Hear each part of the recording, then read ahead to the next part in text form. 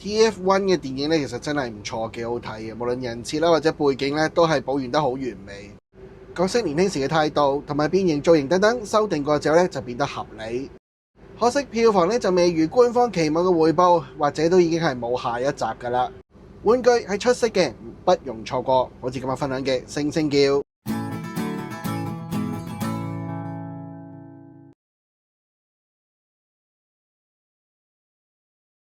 美術設計方面啦，基於星星叫嘅造型同大家對 G1 情意結之下，以色同埋特徵咧作為基礎，再提升翻佢嘅美型度。喺佢身上各處啦，見到佢嘅特徵啦，好似佢嘅頭部啦、雙臂上面嘅炮啦、前腹機艙同埋小腿設定等等。咁背部亦都係機背啦同埋機翼等，大家串聯到喺同一個地方變成 F-15戰機時候呢啲趣味嘅呼應啊！而除咗典型嘅臂炮之外，今次咧亦都多咗一把新武器，係一把手槍。機型方面融合咗真人影大黃蜂、遊戲 FOC 同埋 G1 嘅設計，可以話係真人影大黃蜂版本嘅改良版本都得，都係類似嘅戰機款式啦。唯獨是呢個版本唔好嘅地方咧，就係雙手，你好明顯見到係外露咗出嚟。除此以外啊，造型同埋細節等等都係好平衡，唔錯噶。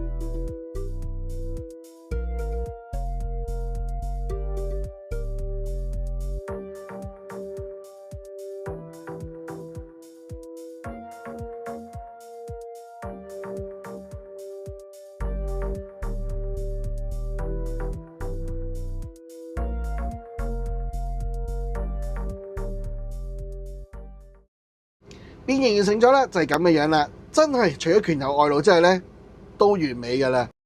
喺操作同埋部件分配位置都同 G1 時有雷同啦，算唔得上特別，但係都幾有趣。咁嘅開箱嚟到呢度啦，中意影片歡迎分享、訂閱同埋讚好，你嘅支持絕對係我嘅動力。就咁樣，我哋下次再見啦，拜拜。